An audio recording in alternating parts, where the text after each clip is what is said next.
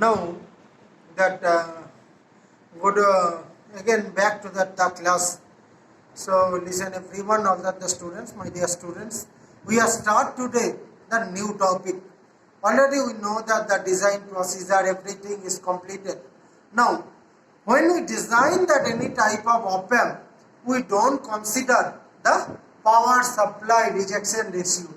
So, whenever we are start about that, we are told that in the next topic, we are told about the power supply rejection ratio. So, now we can start that the power supply rejection ratio.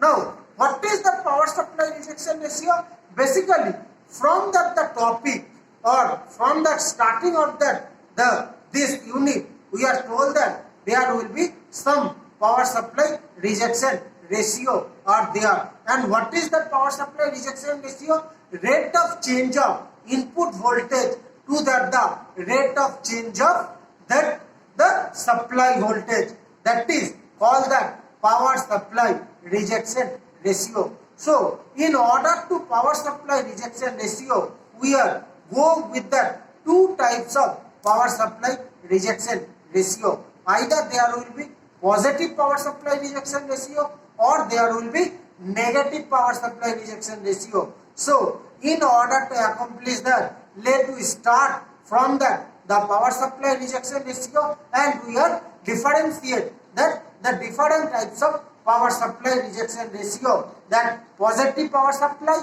rejection ratio or negative power supply rejection ratio. So, let us start that today's class with that the new topic of power supply rejection ratio and how this will be affect in that the design of that two-stage op-amp. So, let us start that today's class.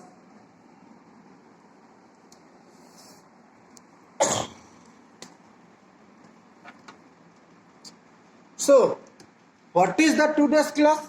The today's topic, it will be that the first is that the basic introduction of power supply rejection ratio, and there will be two types of power supply rejection ratio. So, what is that power supply rejection ratio? That power supply rejection ratio, already we are starting of this unit, we are told that the power supply rejection ratio. So, actually in power supply rejection ratio, it will be noted that the op-amp suffers from the poor power supply rejection ratio. The ripple on the power supplies contributed too much noise at the output of the op-amp. So, this problem also occur for the design of two-stage op-amp. Now, what is that the definition of PSRR? So, from the starting of the unit or from the starting of the definition of PSRR, we are get that this is the definition of PSRR. That means the overall gain of the op-amp by the differential input set to 0. So, the definition of PSRR is stated as the ratio of differential gain to the gain from the power supply ripple to the output with the differential input set to 0. That is ADD. So, PSRR can be written AV when VDD is equal to 0 by ADD when Vin is equal to 0. Now, while we can calculate that the overall gain and the ripple and combine the result, then it is easier to use unity gain configuration of this figure. We are use that of this figure, that is that the method or the figure for calculating that PSRR. So this is the circuit by which we calculate PSRR for op-amp, and that is that the model of this internal model of this overall circuit by which we can measure the PSRR value. So in that PSRR, if we calculate, we can get that the output voltage is equal to ADD by 1 plus AV into VDD, or we can write down ADD by AV into VDD, or 1 plus PSRR into VDD. So VDD is the power supply ripple of VDD, and PSRR positive means that is positive PSRR for VDD. Therefore, if we connect the op-amp in the unity gain mode and input of an AC signal of VDD in series with the VDD power supply, V0 by VDD will be equal to the inverse of positive PSRR. So that approach will be taken to calculate that the PSRR of two-stage op-amp. So in two-stage op-amp, when we decide, now we are going with that the positive PSRR. So this is that basically the two-stage op-amp circuit. So this two-stage op-amp circuit, already we discussed this circuit, how we can design that two-stage op-amp. Now this circuit can be modified to this circuit for calculating that positive PSRR of this two-stage op-amp. So this is that the modified circuit of this, by which we can calculate the positive PSRR, and this is the small signal analysis model of that simplified circuit, and this is the simplified equivalent of this overall small signal analysis, where V5 is equal to 0. So this is that the overall circuit by which we can design that the op-amp. So if we connect that the VDD to positive power supply, so here you see that we can connect that VDD to positive power supply, and the two possible connections for the negative terminal of V bias. So this is that V bias. There will be two different possibility of connections we can done in that circuit. As before, the C1 and C2 are the parasitic capacitance to ground for the output of first stage and second stage. But small signal model corresponding to PSRR calculation from this figure. So from this figure, if we calculate the positive PSRR, this model has been simplified to this model of small signal analysis. Here we can assume that V5 is assumed to be 0 and the current I3. So through this N3 transistor, what are the current are flowing? It is that the current are flowing through 1 by GM3, and we can replace that I3 is equal to, that is GM1 into V out plus GDS1 into VDD. So this equation satisfies that GM3 into VDS3 is greater than 1. So what is this dotted line?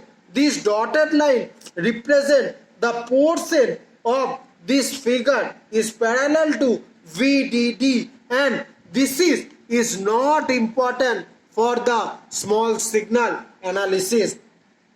So we are get that the nodal equations for V1 and for V out, there will be, we get that this V1 and V out, we are get that the nodal equations. So this is the nodal equations for V1 and V out.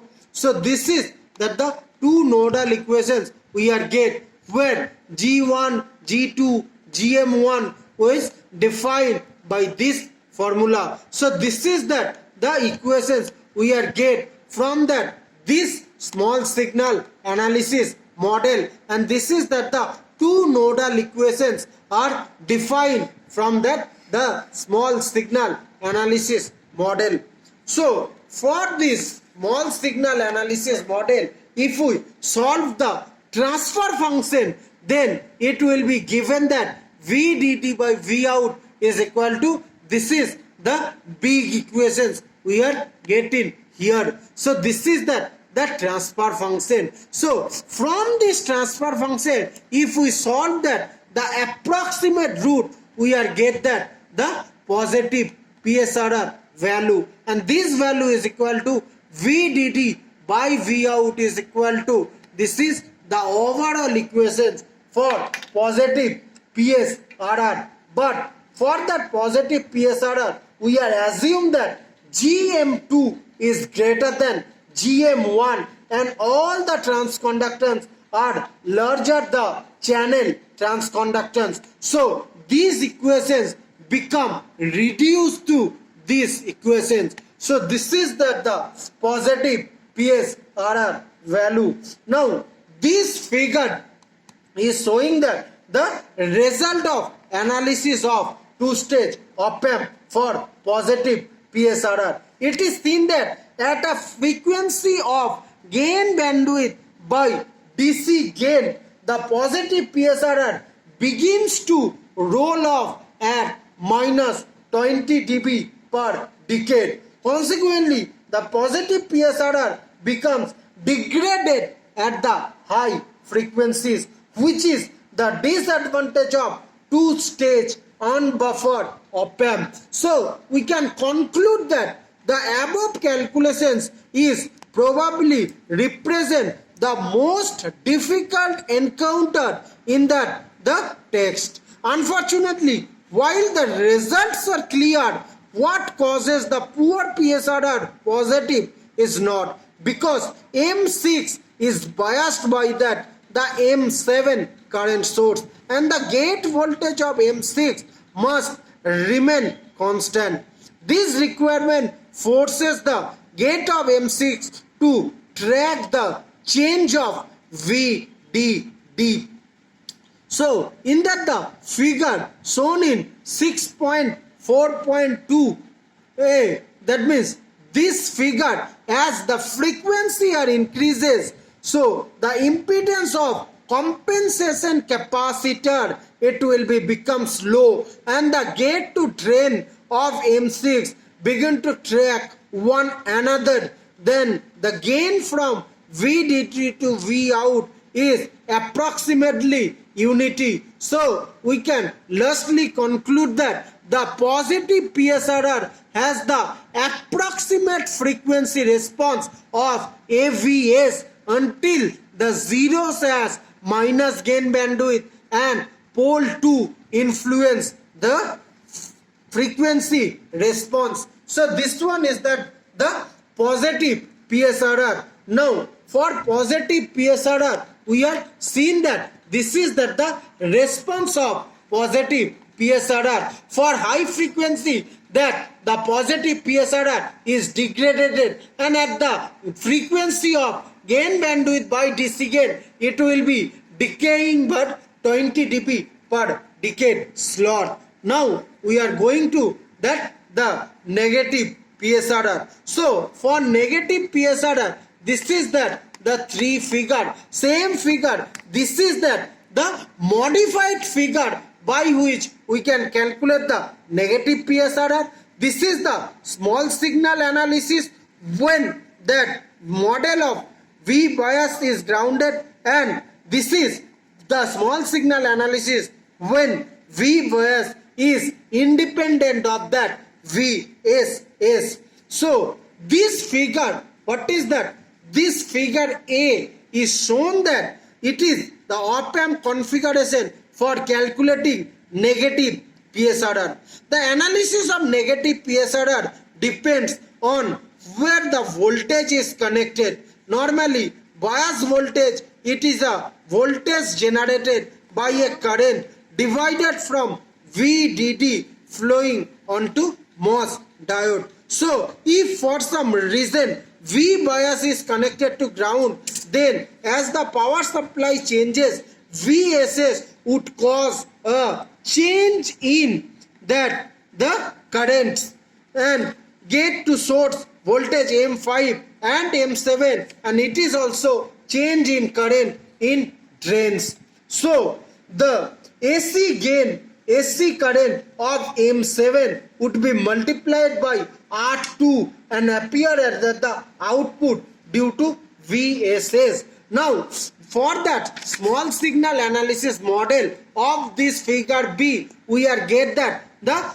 two nodal equations. So this is that the two nodal equations from that the small signal analysis when V bias is grounded. So from this two nodal equation, if we get that the inverting op amp equation or is solving that the transfer function, this will be is the transfer function when V bias is grounded. So negative PSRR is rewritten as that VSS by V out is equal to this one, and again it can be rewritten approximately with this negative PSRR value.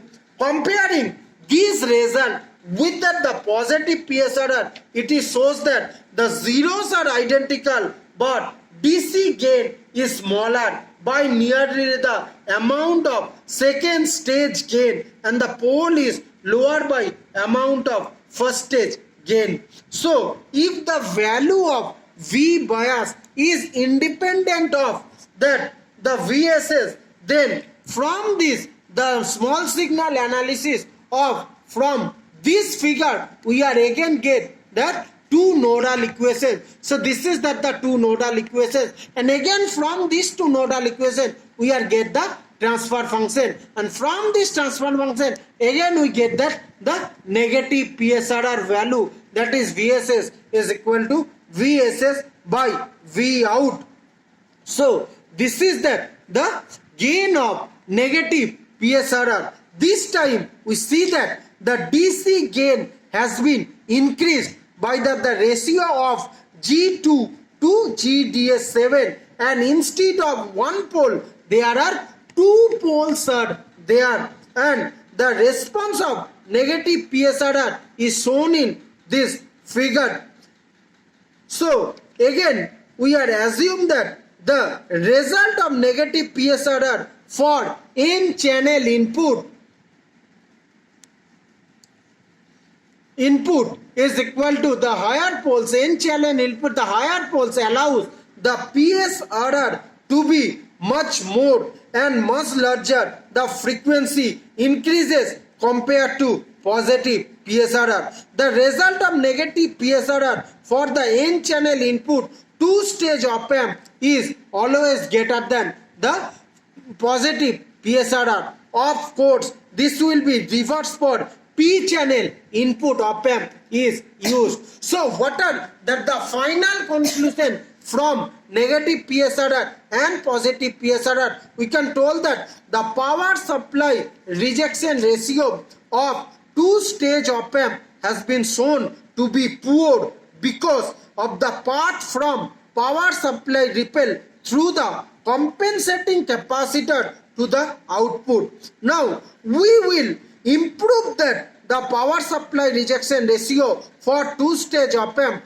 by use of cascading the op amp. So this is the cascade op amp. So in that the next class we are seeing that how cascading of two-stage op amp will also allow a much better power supply rejection ratio. So in order to we are conclude that the positive PSRR and negative PSRR for that two-stage op amp is very poor. So to increase that the power supply rejection ratio, we are going to design that the cascade op amp technique. So in that the next class we are going that to see that how that the PSRR are improved for cascade op amp technique. So thank you to everyone for listening the lecture.